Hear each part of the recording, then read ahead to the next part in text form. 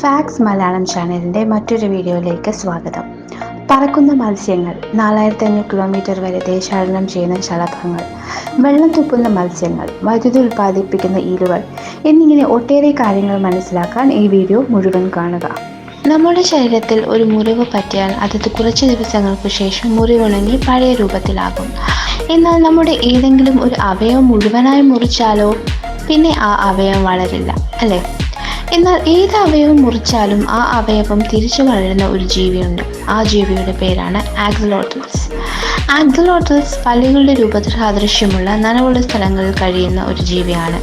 ഈ ജീവിക്ക് അതിൻ്റെ മിക്കവാറും എല്ലാ അവയവങ്ങളും മുറിഞ്ഞുപോയാലും പല്ലിയുടെ മുറിഞ്ഞുപോയ വാൽ തിരികെ വളർന്നതുപോലെ വളർന്നു വരും. കൈകാലുകൾ, നട്ടെല്ല്, ഹൃദയം എന്നിവ തലച്ചോറ് വരെ മുറിവ് പറ്റിയാലും പോയാലും തിരികെ വളർന്നു വരും. ഈ കഴിവ് പ്രായം കൂടുന്നതിനനുസരിച്ച് കുറഞ്ഞു വരും. ഈ ജീവികളുടെ കഴിവുകൾ മനുഷ്യനെ എങ്ങനെ ഉപകാരപ്പെടുത്താം എന്നതിനെക്കുറിച്ച് ധാരാളം ഗവേഷണങ്ങൾ നടന്നുകൊണ്ടിരിക്കുകയാണ്. പ്രത്യേകിച്ച് ഈ ജീവികളുടെ കോശങ്ങൾ ഏത് ശരീരഭാഗമാണോ വീണ്ടും വളർത്തേണ്ടത് ആ ഭാഗത്തിന് ആവശ്യമുള്ളതായ കോശങ്ങളായി മാറ്റിയെടുക്കാനുള്ള കഴിവിനെയാണ് ഇപ്പോൾ ഗവേഷണം ചെയ്തുകൊണ്ടിരിക്കുന്നത്. ഈ ഗവേഷണങ്ങൾ വിജയിച്ചാൽ വൈദ്യശാസ്ത്ര രംഗത്ത് വലിയൊരു വിപ്ലവം തന്നെ സൃഷ്ടിക്കും. ഒക്ടോപസസ് അഥവാ നീരാളികളുടെ മറ്റുള്ള കടൽ ജീവികളുടെ രൂപത്തെയും പെരുമാറ്റത്തെയും അനുകരിക്കാനുള്ള കഴിവ് അവരുടെ അത്ഭുതകരമായ ഒരു സ്വഭാവ സവിശേഷതയാണ്. ഈ സവിശേഷത നീരാളികളെ ഇരപിടിക്കാനും മറ്റുള്ള മത്സ്യങ്ങളെ ഇരയാകാതെ ഒളിച്ചിരിക്കാനും ഏറെ സഹായിക്കുന്നു. നീരാളിക്ക് അതിൻ്റെ ശരീരകോശങ്ങളുടെ നിറവും പാറ്റേണും ടെക്സ്ചറും വളരെ പെട്ടെന്ന് മാറ്റാനുള്ള കഴിവുണ്ട്. ഈ കഴിവ് ഉപയോഗിച്ച് നീരാളിക്ക് അതിൻ്റെ ശരീരം ചുറ്റുവട്ടത്തിനനുസരിച്ച് മാറ്റാൻ കഴിയും. ഇങ്ങനെ ഒളിഞ്ഞിരിക്കുന്ന നീരാളികൾക്കും അതിൻ്റെ പരിസരത്തിനും ഒരേ രൂപം ആയതിനാൽ തിരിച്ചറിയാൻ പ്രയാസമായിരിക്കും. ഇതുകൂടാതെ നീരാളികൾക്ക് മറ്റു ജീവികളെ അനുകരിക്കാനും നല്ല കഴിവുണ്ട്. ഉദാഹരണത്തിന് കടൽ പാമ്പ്, ലയൺ ഫിഷ് തുടങ്ങിയ ജീവികളുടെ രൂപവും നീന്തൽ രീതിയും അനുകരിക്കുന്നതിൽ മിടുക്കന്മാരാണ് നീരാളികൾ. നീരാളികൾക്ക് മറ്റു കടൽ ജീവികളെക്കാൾ വികാസം പ്രാപിച്ച മസ്തിഷ്കമാണുള്ളത്. അതുകൊണ്ട് തന്നെ ഇവർ കൂടുതൽ സമർത്ഥന്മാരാണ്. ഈലുകളുടെ ശരീരത്തിൽ വൈദ്യുതി ഉൽപ്പാദിപ്പിക്കാനുള്ള കഴിവ് അത്ഭുതകരമാണ്. ഈ ഇലക്ട്രിസിറ്റി ഈലുകൾ സഞ്ചാരദിശ മനസ്സിലാക്കാനും ഇരപിടിക്കാനും ഉപയോഗിക്കുന്നു. ഈലുകളുടെ ശരീരത്തിൽ ഇലക്ട്രോലൈറ്റ്സ് എന്ന ഒരു തരം കോശങ്ങളുണ്ട്.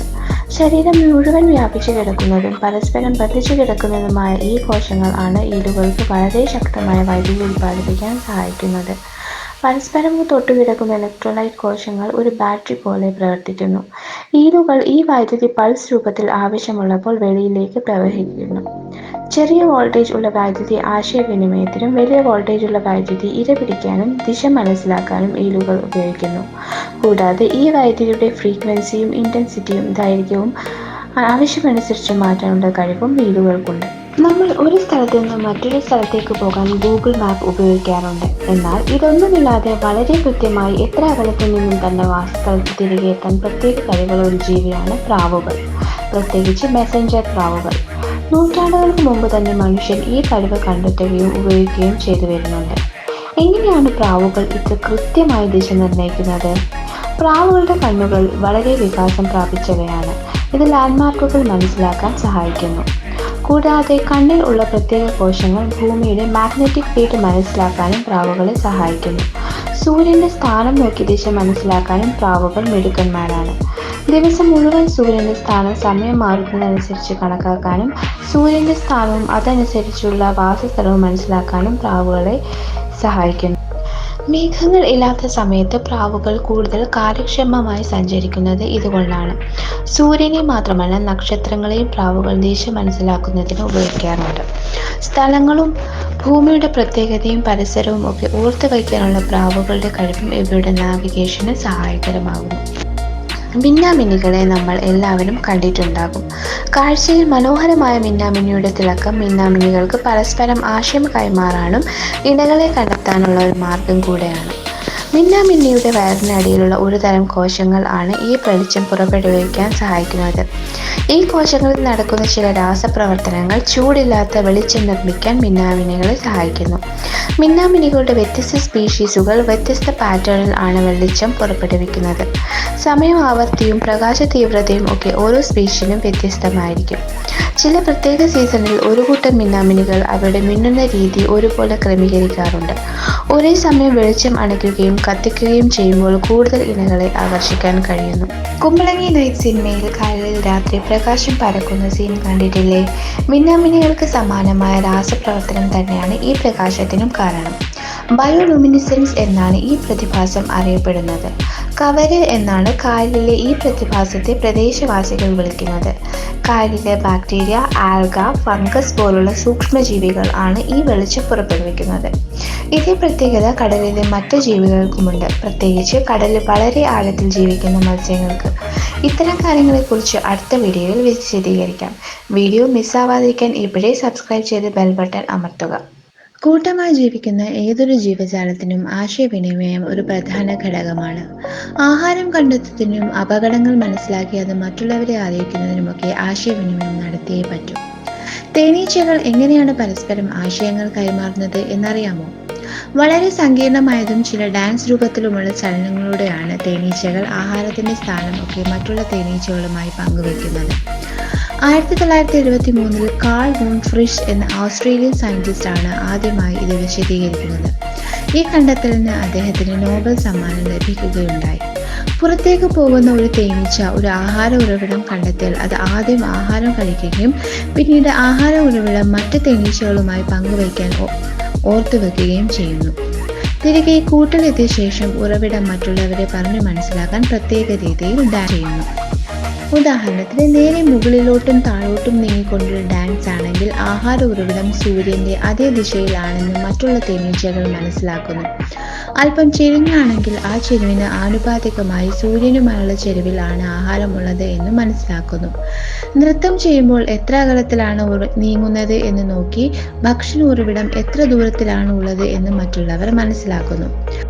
ജീവജാലങ്ങളിൽ ഏറ്റവും കൂടുതൽ ശക്തമായി ഇടിക്കാനുള്ള കഴിവ് ഒരു തരം കൊഞ്ചുകൾക്കാണ്. മാൻഡിസ് എന്നു പേരുള്ള ഈ കൊഞ്ചുകൾക്ക് 4 ഇഞ്ച് വലുപ്പം മാത്രമേ ഉള്ളൂ.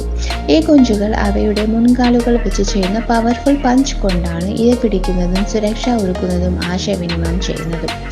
മാൻഡിസ് കൊഞ്ചുകളുടെ ഇടി വളരെ ഫാസ്റ്റാണ്. മനുഷ്യരുടെ കണ്ണുകൾ കൊണ്ട് ഇത് തീരെ കാണാൻ കഴിയില്ല.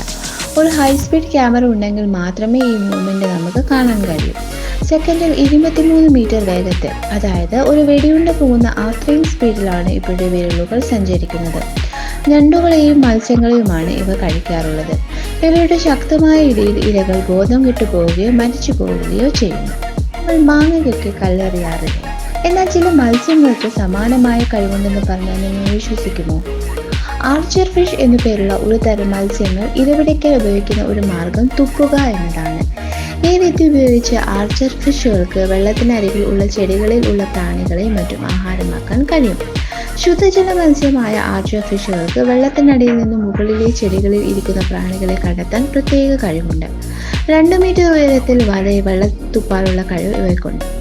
ഇവയുടെ സ്ഥാനം അനുസരിച്ച് തുപ്പലിന്റെ വേഗതയും സ്ഥാനവും ഇവർക്ക് മാറ്റാൻ കഴിയും. ശക്തമായ വെള്ളം വന്ന് വീഴുമ്പോൾ ചെടികളിൽ നിന്ന് പിടിവിട്ട് വെള്ളത്തിലേക്ക് വീഴുന്ന ഇരകളെ ആർച്ചർ ഫിഷ് ഭക്ഷിക്കുന്നു. പറക്കുന്ന മത്സ്യങ്ങളെ പറ്റി നിങ്ങൾ കേട്ടിട്ടുണ്ടോ? എന്നാൽ കേട്ടോളൂ. ചില സ്പീഷീസ് മത്സ്യങ്ങൾക്ക് 200 മീറ്റർ ദൂരം വരെ വെള്ളത്തിന് മുകളിൽ പറക്കാനുള്ള കഴിവുണ്ട്. ഫ്ലൈങ് ഫിഷ് അഥവാ പറക്കുന്ന മത്സ്യങ്ങൾ എന്നാണ് ഇവ പൊതുവെ അറിയപ്പെടുന്നത്. ഇന്ത്യൻ ഓഷ്യൻ മുതൽ ലോകത്തിന്റെ പല ഭാഗത്തും ഇത്തരം മത്സ്യങ്ങളെ കാണാം. ട്രോപ്പിക്കൽ ടൂവിംഗ് ഫ്ലൈങ് ഫിഷ് എന്ന സ്പീഷീസ് മത്സ്യങ്ങളാണ് ഏറ്റവും കൂടുതൽ ദൂരം പറക്കുന്നത്. പക്ഷികളെയും പ്രാണികളെയും പോലെ ചിറകടിച്ച് പറക്കുകയല്ല ഈ മത്സ്യങ്ങൾ ചെയ്യുന്നത്. പകരം ഇവയുടെ ചിറകുകളുടെ സഹായത്തോടെ വായുവിൽ തെന്നി നീങ്ങുകയാണ്. ഇവയ്ക്ക് പക്ഷികൾക്ക് സമാനമായ വലിയ ചിറകുകളും വാലുകളുമാണുള്ളത്. വളരെ വേഗത്തിൽ വെള്ളത്തിനടിയിലൂടെ സഞ്ചരിച്ച് വെള്ളത്തിന് മുകളിൽ എത്തുമ്പോൾ ചിറകുകൾ പക്ഷികളെ പോലെ വിരിച്ചു വെച്ച് വായുവിൽ ഇവ തെന്നി നീങ്ങുന്നു. ഇരപിടിയന്മാരിൽ നിന്ന് രക്ഷപ്പെടാനുള്ള ഒരു മാർഗമാണ് ഈ പറക്കൽ. മണിക്കൂറിൽ 60 കിലോമീറ്റർ വേഗതയിൽ വരെ പറക്കാൻ ഇവയ്ക്ക് കഴിയും. 4500 കിലോമീറ്റർ വരെ സഞ്ചരിക്കുന്ന ശലഭങ്ങൾ. നിങ്ങൾക്ക് വിശ്വസിക്കാൻ കഴിയുന്നുണ്ടോ? നോർത്ത് അമേരിക്കൻ സ്വദേശിയായ ഈ ശലഭങ്ങൾ 5 മാസം കൊണ്ടാണ് ഇത്രയും ദൂരം ദേശാടനം ചെയ്യുന്നത്. ഈ കാലയളവിൽ 4 ജനറേഷനുകൾ വരെ ഈ ശലഭങ്ങൾ മാറിയിട്ടുണ്ടാകും. എന്നുവെച്ചാൽ യാത്ര തുടങ്ങിയ സമയത്തെ ശലഭങ്ങളുടെ ചെറുമക്കളുടെ ചെറുമക്കളായിരിക്കും യാത്ര അവസാനിക്കുമ്പോൾ ലക്ഷ്യസ്ഥാനത്തെത്തുക. കാലിഫോർണിയയിൽ നിന്നും സെൻട്രൽ മെക്സിക്കോ വരെയും അവിടെ നിന്ന് തിരിച്ചുമാണ് ഇവ ദേശാടനം ചെയ്യുന്നത്. വേനൽ അവസാനിക്കുന്നതോടുകൂടി യാത്ര ആരംഭിക്കുന്ന ശലഭങ്ങൾ യാത്രക്കിടയിൽ പലയിടത്തും മുട്ടകൾ ഇടുന്നു. ഈ മുട്ടകൾ വിരിഞ്ഞു വരുന്ന ശലഭങ്ങൾ പറക്കാനാകുമ്പോഴേക്കും മറ്റു ശലഭങ്ങളോടൊപ്പം യാത്രയിൽ കൂടുന്നു. ഈ വീഡിയോ എല്ലാവർക്കും ഇഷ്ടപ്പെട്ടെങ്കിൽ ചാനൽ സബ്സ്ക്രൈബ് ചെയ്ത് ബെൽ ബട്ടൺ അമർത്തുക. നിങ്ങളുടെ വിലയേറിയ അഭിപ്രായങ്ങളും കമൻറ്റിൽ രേഖപ്പെടുത്തുക. കൂടാതെ നിങ്ങൾ കൂട്ടുകാരുമായി ഈ വീഡിയോ ഷെയർ ചെയ്യുക.